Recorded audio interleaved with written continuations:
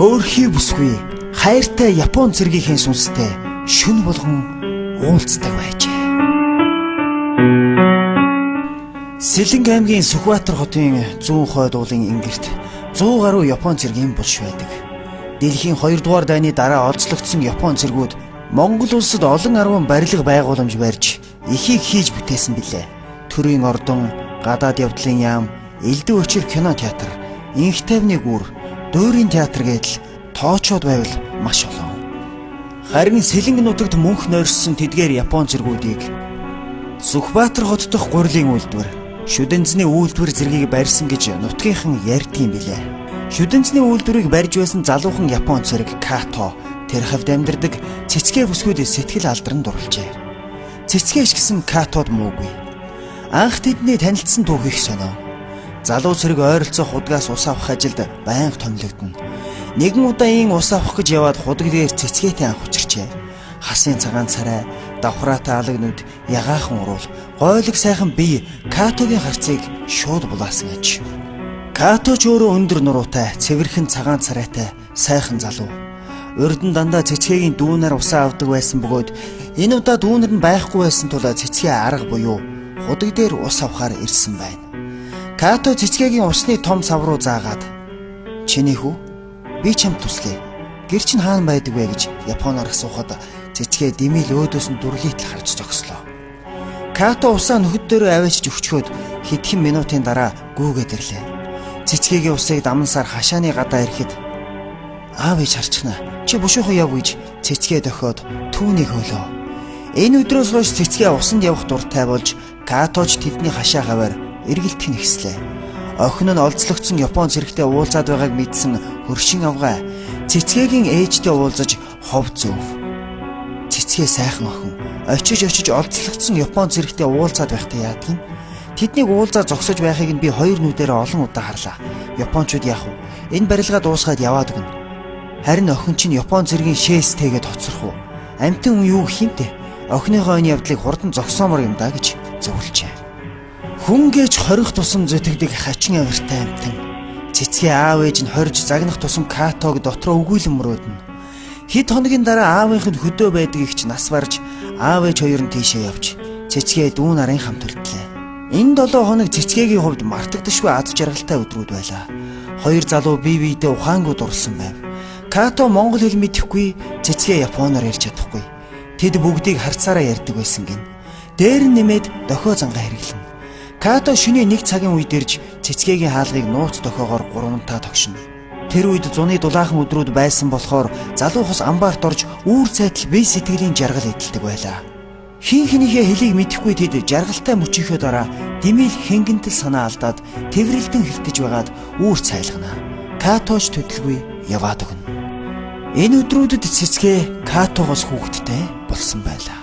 7 хоногийн дараа аав ээж нь ирж цэцгээ гэрийн хорионд орлоо. Хаяа хашааны үүдээр эргэлдэх Катог цэцгээ ширтэн санаалтна. Гэтэл Като үзэгдэлгүй сар шахан боллоо. Цэцгээгийн ээж тун хатуу хүн тул охиноо олзлогдсон Японд нөхцүүлэхгүй гэсэндээ ийхүү тас орсон байв. Нэгэн орой аав нь ажилласаа ирээд ийн ярьлаа. Өнөө Япон цэргүүдийн дунд айхтар өвчин гарч олноороо өвхөж байгааг нь танил эмч нар маань тэднийг үзэх гээд очиод сайхан залуус ямар ч тусламж авч чадалгүй өвхөж байна даа гэлээ. Хүүхдүүдийг тэр хаваар явуулж огт болохгүй. Халдвар авч магад гэжээ. Энэ яриаг сонсоод цэцгээгийн дотор хачин болоод ирэв. Като маань үзэгдэлгүй саргаруу болчлоо. Арай тэр өвчнийг тусчгаад өхлөө твтэж байгаа нь биш үсттэй гэж бодлоо. Маргааш ямар ч байсан хуаран дээр очиж түүнтэй уулзахар шийдлээ. Ашгүй ээжийнх нь найз авгаа орж ирэн тэд хамт айлд зочлохоор гарав. Тэднийг явсны дараа цэцгээ Япон цэргүүдийн хуаран руу гүүхээрээ хурдлаа. Буутай харуул цэцгээг хавтуулсангүй. Харуулыг элдвээр гуйж бүр хуруундаа байсан бөгжөө атгуулж байж арайхийн орлоо.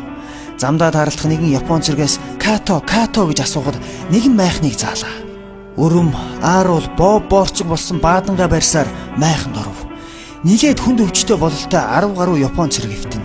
Танигдахын аргагүй болтлоо турж итсэн Като зүүн талын орон дээрээс арайхийн өндөгөөд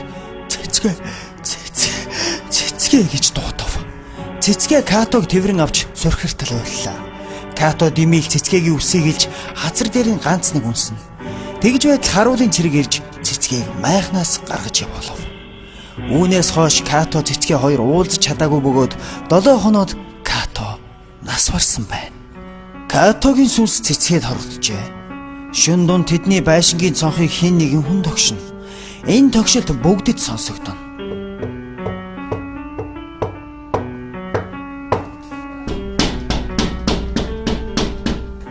Гараа тарахад хинч байхгүй. Ийм тогшилт хідэнтэй болсны дараа цэцгээ орноосоо өндөйн босож гараад явчихна. Ээж нь "Хөөе, чи хайчих нь вэ?" гэхэд ямар ч үг хэлэхгүй шөнийн харанхуйд өрөөний голд сүг сүнс мэт ээж рүүгээ хэдхэн хором харж зогсноо гараад явчихна. Учир битүүлэг ийм байдал олон удаа давтагдж гэрийнхнийг бүр айдаст автуулав. Нэгэн шүн цэцгээ мөн л цонхны тогшилтын дараа гараад явчихв. Төдөлгүй гадаа цэцгээ хин нэгэнтэй яриад байгаа бололтой. Инхэл хонгор дуун хадаж инээхэн сонсогдно. Аав нь дээлээ нөмрөөд байшингаас гарлаа. Сарны гэрэл цэцгээ хураалттай төлөөн дээр сууж харагдана. Харин түүний хажуугаас цайвар өнгөтэй хүний дүрс бүхий гэрэл гинэт дайжин алга болоход аав нь нүдэндээ итгэсэнгүй. "Охин минь, чи одоо хинтээ юу яриад байгаа юм бэ? Сая чиний хажууд хэн байв вүлээ?" "Би нас барсан хайртай Япон залуугийнхаа сүнстэй шүн болгон ингэж уулздаг юм. Бид хоёр бие биендээ дэндүү хайртай байсан. Түүний минь сүнс надад хорогдсон төдийгүй үрийг нь би хэвлийдээ тээж яваа. Аав минь, би танаас ганцхан зүйл хүсье. Би Катогийнхаа шарил дээр очиж баймаар байна. Сүнстэй тэнд уулзч бай. Тэгэхгүй бол шүн энд дандаа л ирээд байх юм" гэлээ. Аав нь ойлгож байна. "Одоо унт маргааш ээжт нь ойлгуулъя. Охин минь, одоо унт Катотойгоо уулзаа үстэй" гэлээ. Уулзаж амтсан. Миний аав ухаантай шүү гэд мөрийг нь түшээд чимээгүйхэн мэгшин уйллаа. Маргааш нь цэцгээ Япон цэргүүдийн буль шиг зорин алхлаа. Катогийнхоо шарилын өмнө сөхрөн унаад сэтгэлээ онгойтл асгартал уйлжээ. Катогийн шарил дээр голдуу харуу бүрийд очино. Энэ нь түүний сүнстэй уулзаж сэтгэлийн зовлонгоо багч гисэн нэмэгдэх гэсэнтэй холбоотой байжээ. Том гэдэстэй цэцгээ харуу бүрүүгээр Япон цэргийн булш руу явж байхыг харсан хүмүүс элдвээр цуурна. Наа түүхэн чинь солиорчсон юм. Аав ээж нь эмнэлэг твтүүлэхэд яадаг юм бол хайртай Япон залуугийнхаа сүнстэй уулзаж ярьж хөөрж инээгээд байхыг нь бид сонссон шүү. Хөөе, нэгэн удаа булшин дээр суучгаад хин нэгэнтэй бүр инээгээл янз бүрийн хашгираа адал байсан шүү. Наа түүхэн чинь өөрөө амилсан буг чөтгөр болчихсон гин ямар эрүүл ухаантай ингэж явах вүлээ? Нутаг орны нэр хөөдсөн ийм солиотой хүнийг хүүхнийг зайлуулбал таарна гэрчгээж байв. Гэвч хайр сэтгэл гэдэг үнэхээр хүчтэй учраас энэ үгийг цэцгээ ер тоосонгүй. Хүүхдээ гаргах хүртэл Катогийнхаа ариун шарилыг эргэн тойрч түүнийхээ сүнстэй уулздаг байв. Харин Япон цэргийн булш руу цэцгээгийн гих жим гарснаас хойш аав ээж дүү нар нь тайван унтхуулжээ. Шөнө болгон ирж цонх гурвантаа тогшиж цэцгээ сүнс сүг шиг амтан үсээ задгаалчгаад гараад явдаг. Хашаан дотор нь хин нэгэнтэй дүнгэр ярьдаг зэрэг нь бүр мөсөн зогсжээ. 10 сарын дараа цэцгээ Катотой маш адилхан хөөрхөн хүү төрүүлсэн байна. Анхандаа нялх хүүг олзлогдсон Японы хүүхэд гэж ад үзэнгүй байсан ч гэсэн нялх хамтан гэдэг хорвоог уйруулагч нэгэн агуу шидтэй билээ. Бяцхан хүү өдрөөс өдөрт хүний хайр татан өсч яваандаа эмээ өвөөгийнхөө хамгийн хайртай ач болжээ. Цэцгээч төрснөөхөө дараа Катогийн булшин дээр хідэнтэй очиж сүнстэй нь уулзаж зовлон жаргалаа хуваалцаад амьдралаа шинээр эхлэх гэж байгаагаа ухааруулснаас хойш цэцгээ дахин Япон цэргүүдийн булш руу зүглээгүй. Шүн дунд ч тэдний цонхыг Катогийн сүнс гурвантаа тогшгоо болжээ. Катогийн бие сэтгэл сүнс сүлд нь хүүдэн шингэж хоцорсон хойно аргагүй үзээ. Энэхүү үнэн түүхийг инх түнх амьдарч байгаа цэцгээгийн найз Мегмар Цэндугай хуучилсныг 102.4 дэлгэн сэрүүлэн сонирдууллаа.